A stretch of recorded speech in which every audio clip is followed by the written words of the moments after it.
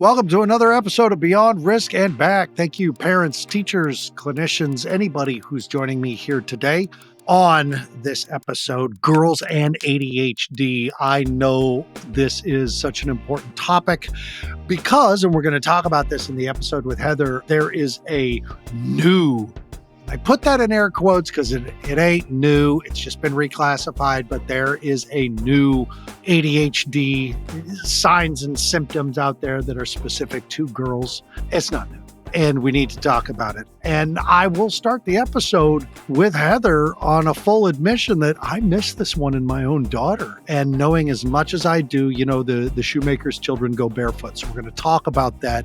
Heather, I met being a guest on her podcast, Hot Mess Espresso. It's a fantastic show. You can find it on Spotify, anywhere you download your stuff. Make sure you follow up with Heather afterwards.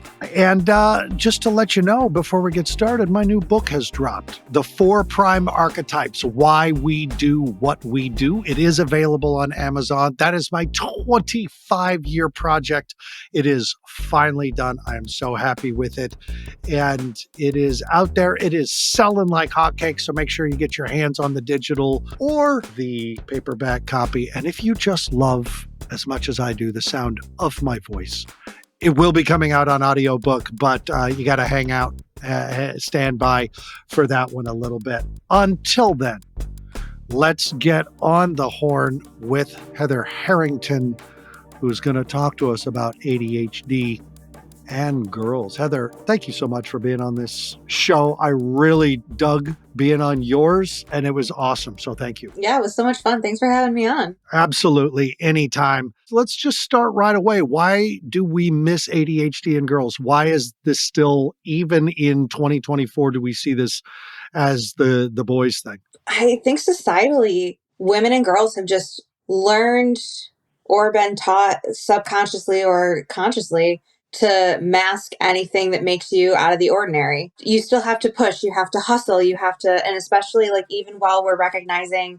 that ADHD in women does exist, we still have like that hustle culture. So these women that can like multitask like absolutely crazy. It's like, yes, queen, this, that, and the other thing. Like you're a go-getter, you're this, that, and the other thing. No, you have raging ADHD. And the only way that you know how to like function is to be multitasking and, you know, doing all these grand things that nobody else would be able to do until you drop. It sounds like you're suggesting right out of the gate that what looks like to everybody else that this girl is that hustler, that go-getter, that uber successful, can handle anything and everything, is just raging ADHD.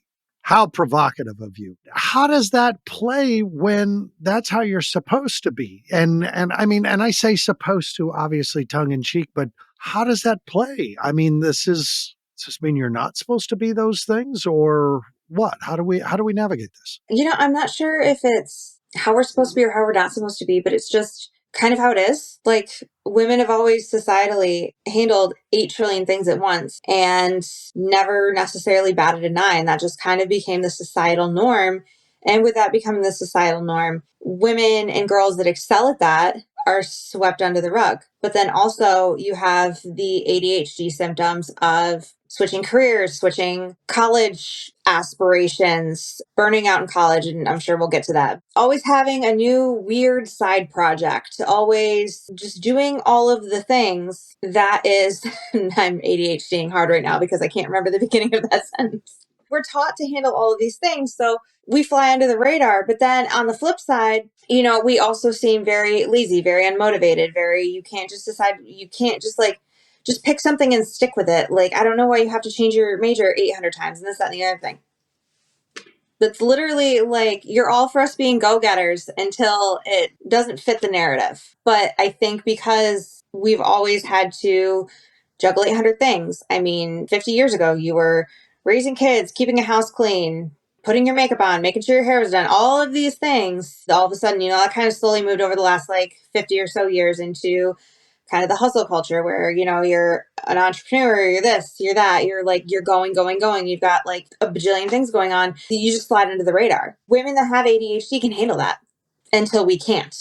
there is an attachment of this quote unquote new ADHD and women to anxiety. Is that something that you experienced growing up? Mhm. Absolutely. As you think back, how far back can you go? Yeah, that was an ADHD moment. Like, how old? I mean, the fact that I read the entire Harry Potter series in a week. I could do I like nobody, no neurotypical can do that.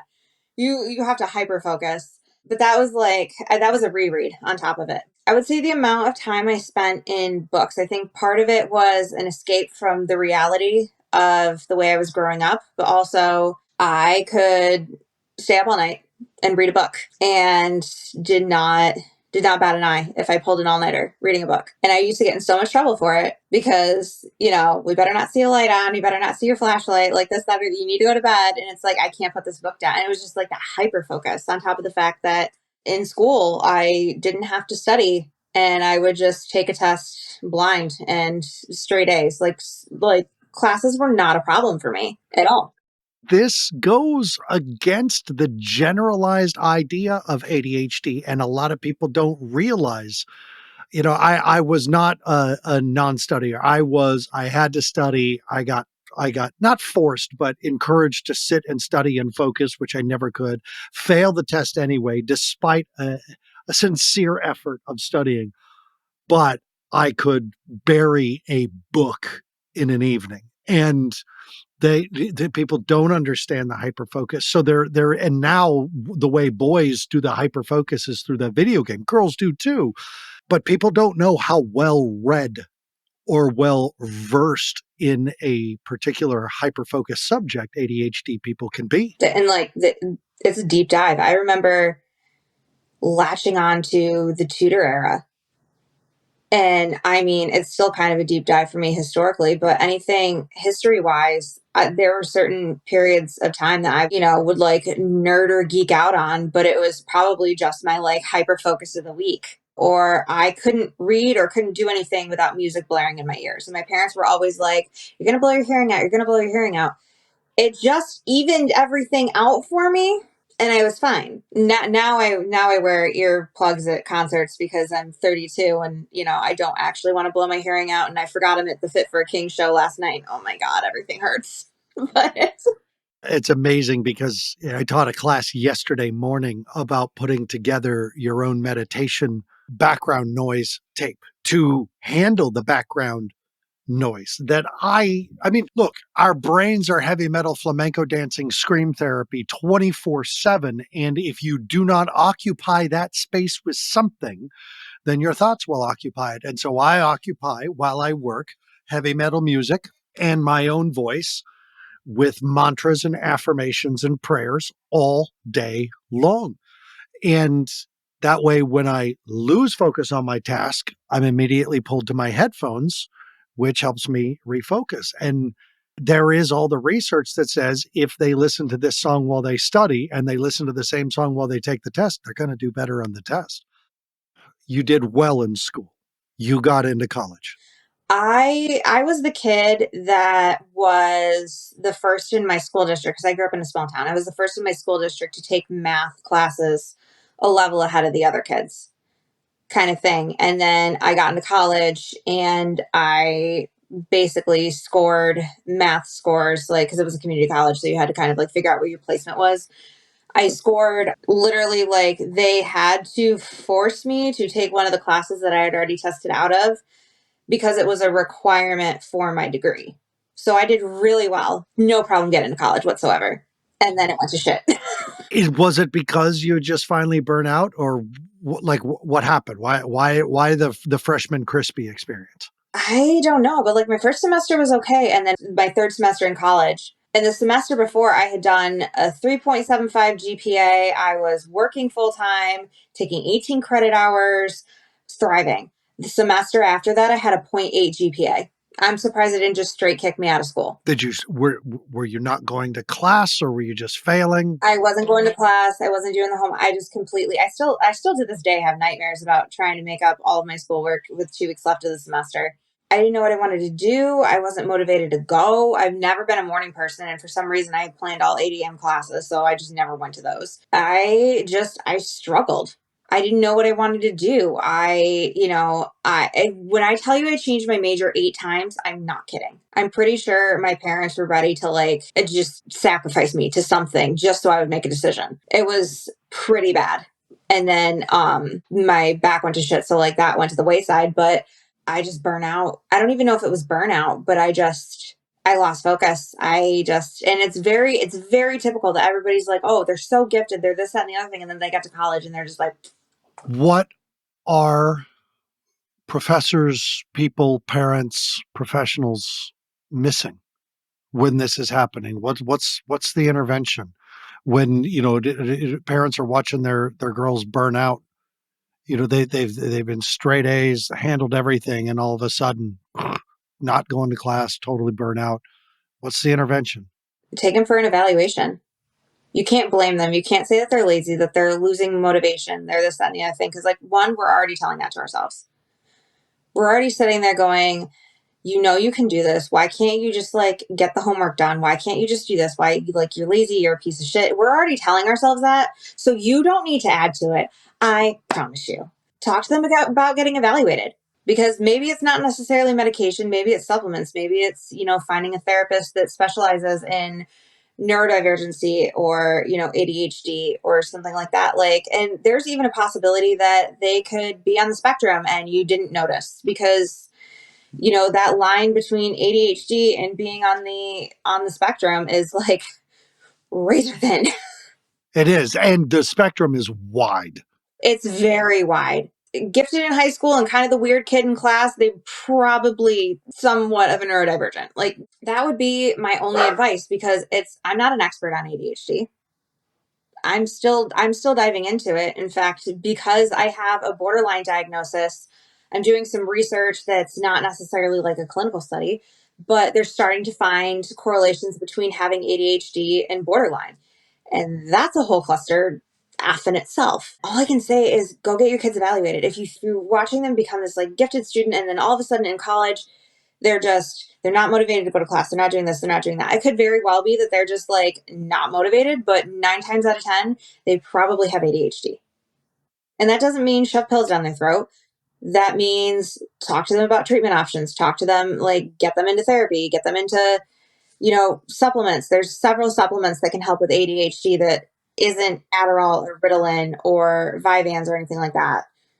There's other ways to do it than just like shoving a pill bottle at them and going, boom, have fun. Have fun. Do you take meds? I do not anymore. What did you take and when did you stop? So I took Adderall. I got diagnosed January 2022. So right after I turned 30. And I took Adderall from then until November 2022 when the national shortage happened. And then from there to, I believe, May, I wasn't on anything. And then I tried taking it again in like May or June. And I only lasted like 3 months on the lowest dose, because all of a sudden I started having like crippling anxiety attacks and I wasn't sleeping. So now I'm on kind of a little bit of a supplement cocktail. I take lion's mane. I take omega-3s. And I have just learned to embrace the chaos that is ADHD. I give myself plenty of I say I give myself plenty of time to do things, but I still like do it the night before. Oh, that's the other thing. That's the other sign. If your kid is one of those kids that can absolutely complete a project like 3 hours before it's due, when the teacher's just swearing up and down this is not something that you can start the night before, go get them evaluated. Hey, folks, I want to share with you a product I've been trying out lately. It's called Magic Mind. It's a natural nootropic drink that helps with focus. I've been trying it alongside my morning coffee. It has cut down on my caffeine consumption, and I really do stay more focused and get a lot more done during the day. So if you're looking for a new drink to try out, I would recommend it. It's extremely healthy. It's filled with all the kinds of stuff you want, you and your kids. It's also available at Sprouts. Check it out. Get it on Amazon. It's an amazing product. And big thanks to Magic Mind for being our first sponsor. There is a lot of research around the procrastination success and how it stimulates the gamma waves of the brain or flow state, which in the therapeutic world is when we do our best therapeutic work. Turns out we just do our best work when our back is against the wall. What came first, the borderline diagnosis or the ADHD diagnosis? So the borderline diagnosis came first. That came when I was 20. Well, I started going to therapy when I was 25 for what I thought was borderline. It took about a year and a half to get formally diagnosed. I think I got diagnosed in 2018. So yeah, about a year and a half, a little over a year. So because with borderline diagnoses, you have to rule out a few other options, especially bipolar disorder, any of the other cluster B personality disorders, anything like that. So it takes a while. So if people are saying like, "Oh, I went to one therapy appointment and I got diagnosed with borderline," no, you didn't. Like it takes at least 6 months for them to decide if you're even bipolar or borderline. Like it's yeah. It is so important that my listeners hear what Heather just said. If you at a acute unit after one visit with a therapist, you get a borderline diagnosis, go somewhere else. Look in the early 2000s, mid 2000s, borderline, especially for girls, became ADHD for boys. Like it was They were handing that out like oh, it was awful.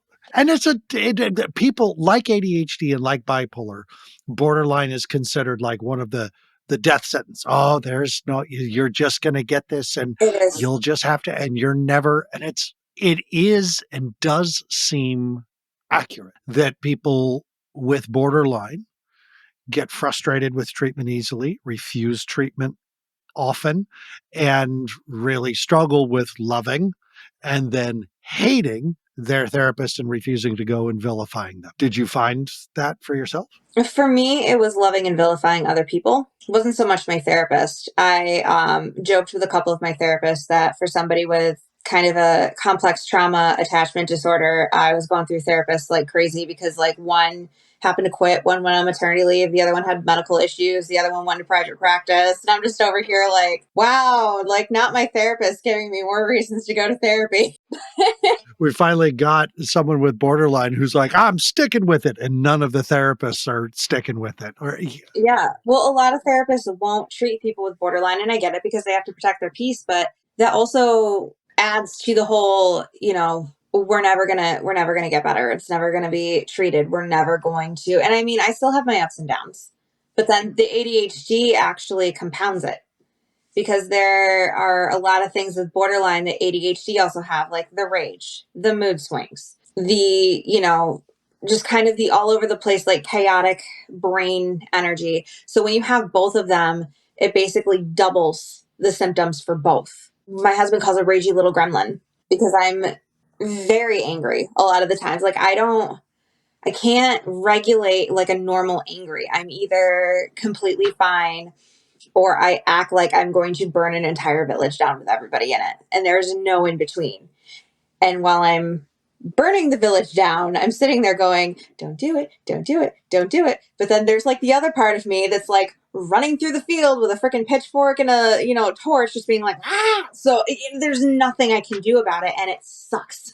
And that's kind of how it feels with ADHD too. Like there's ways to manage it, but there are just certain things with ADHD that like, suck it up, buttercup. You're just living with it. do we expect our spouses, our loved ones, our parents to just also suck it up, buttercup? I think we do and we don't. I think for me personally, I have always understood that while I would love for people to stick around, I can understand if it becomes too much for them. But that's like me being way more empathetic than I probably should be, according to all of my friends. I've had to curate a circle. I've burned a lot of bridges. I've hurt a lot of people. I've done a lot of things that haunt my nightmares and make me, look back and go, ugh. But I've also curated a circle of people that suck it up per se, but also will sit there and go, okay, you're, a little much on XYZ today. Why don't we like take it back? I literally just got back from a trip that I was sitting down with a friend and they were just like, you're a little out of it right now. And I was like, you know what? You're right. And I got home and I, called my therapist and made another couple appointments because I'm like, I am spiraling. While I'm grateful that they do suck it up, they do call me out. And I think that there is a difference that people don't realize with that people can be there for you, but they are still entitled to call you out on your shit. You know, they can be understanding, but also be like, no. How do you, having been a person who, and look, bipolar, ADHD, borderlines, we are the bridge burners. That is what we do. I Now, carry a little bit of C4 in my backpack at all times. So I'm kidding.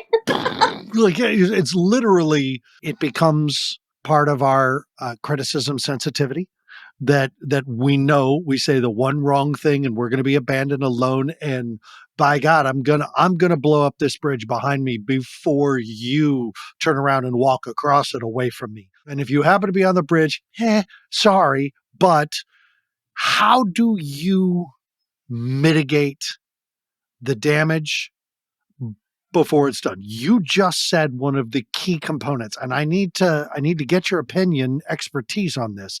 Is it age? Is it talent? Or is it just practice that you said, I'm spiraling? How did you become self-aware in that moment? I've been in therapy for going on 7 years this spring. A lot of it is practice. A lot of it is being very self aware. And I'm not sure if I didn't have the ADHD that I would be as self aware because I am like hyper aware of things. And maybe that's the rejection sensitivity that I get with, the ADHD or just being compounded by having both. I don't want to hurt people. I don't want to blow things up. I think being very mindful of that and noticing when I'm spiraling, but also being open to people being like, hey, I love you, you're doing great. And that's the other thing too with borderlines is you kind of have to sandwich the constructive feedback in between like two compliments, which sounds really annoying, but it works well. Oh, we call that the poop sandwich Yeah. in treatment. It was something that we taught. I love you. You're totally screwing this up. I love Yeah, you. literally. Like, you have to poop sandwich these You've conversations. my friend was like, you've come a really long way. You're doing fantastic. I think you're spiraling and I think you don't know what you want right now. And you need to just sit down and sit with it and figure it out. But you're still doing great. You're still doing a lot better than, from what you've told me, because they didn't know me back then. You're still doing a lot better. You're still doing a great job. And I'm just like, you're right. I do need, and like, I had already known that I needed to go back to therapy. It was just kind of like a finances thing. And like, I hadn't been back since September. So it's not like I haven't been back in years. And it's like the end of January as of this recording. I had already known that it had been a while and I wasn't feeling my best. And I was really like at everything. So when they said that, it wasn't like a slap in the face, like, oh, I'm fucking up again.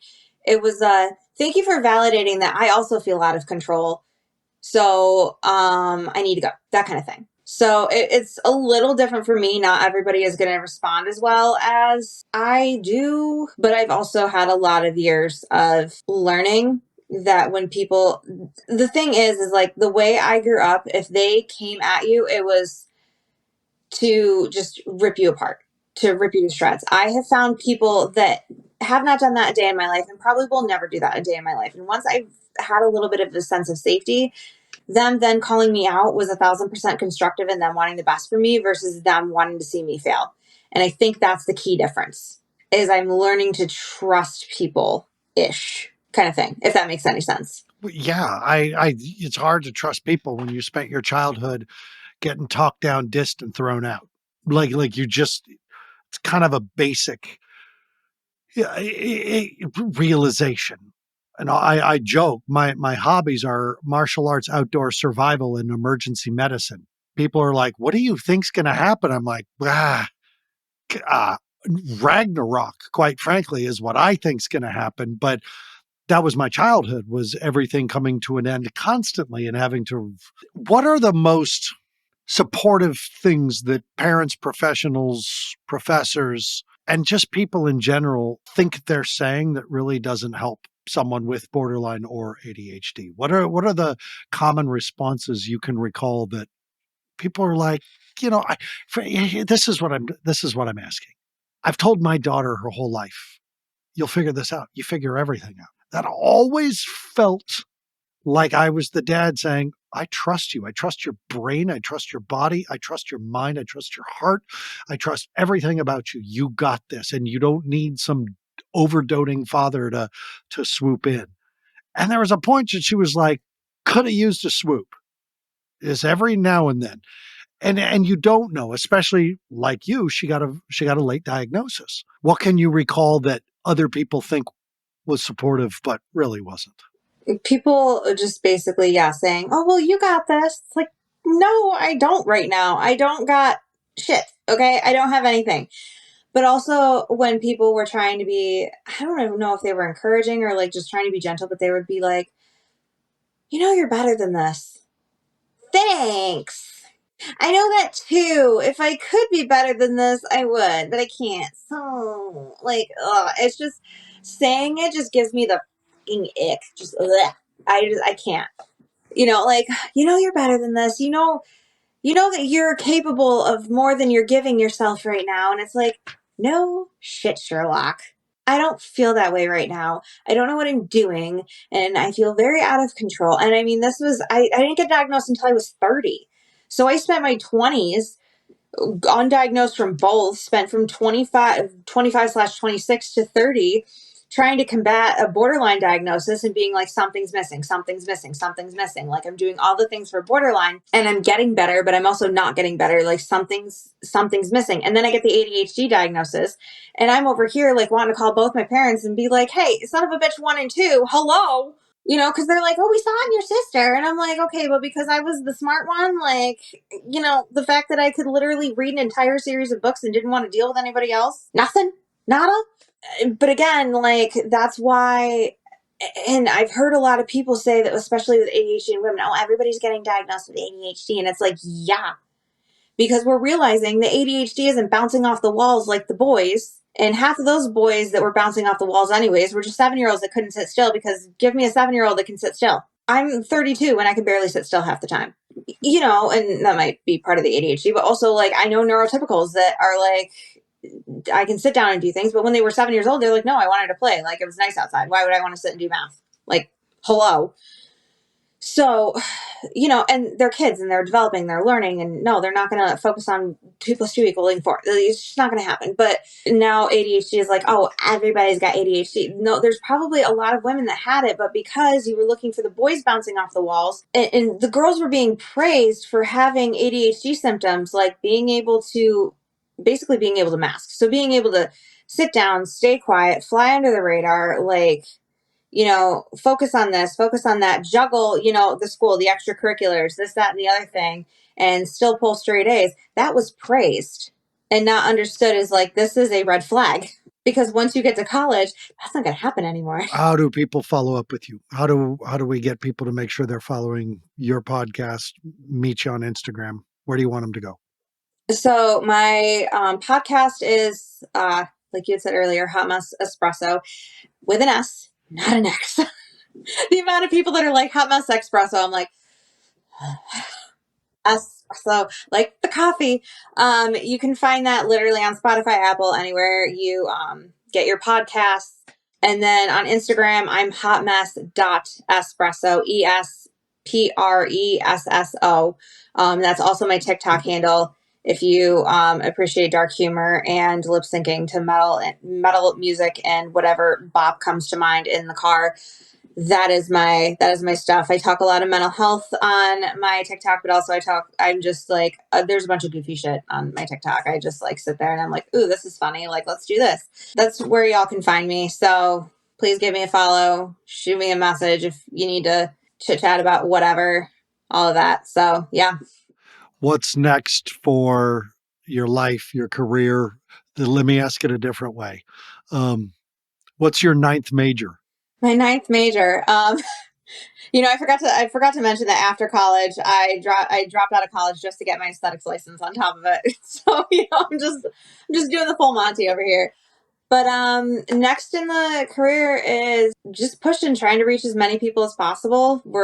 I just wrapped season 3. We will be going into season 4 that has video YouTubes. I'm like kind of rebranding as I'm going, just trying to make it a little bigger and better every week. But I'm also going back to my roots of talking about borderline and my chaotic journey and this, that, and the other thing. Because I kind of lost my way a little bit just trying to find my niche with interviewing people. So seasons 2 and 3 were a little bit more of like getting my foot in the door with that and perfecting my interview style. Now I'm like, we're going to do half and half. So half of my season is going to be solo. We're going to keep educating on borderline. We're going to keep educating on things that people are bringing up to me, especially if I can get experts in the field onto there. And then the other half is bringing people on and chit-chatting and continuing the shit show.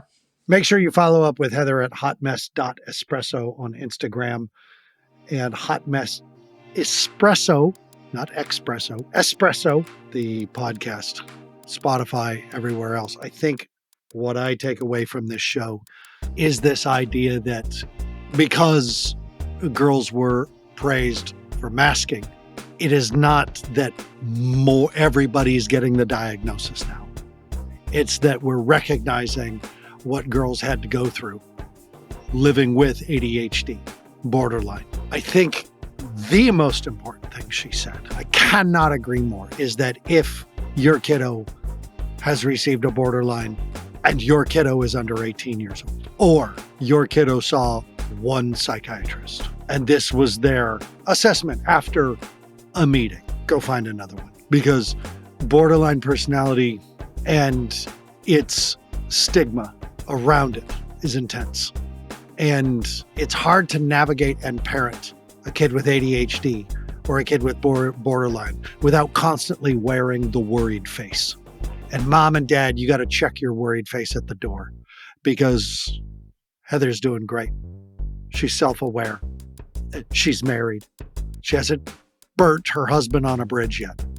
Maybe she has, and he just recovered well. But you can survive borderline. You can survive ADHD. You can survive bipolar, these death sentence mental health diagnoses.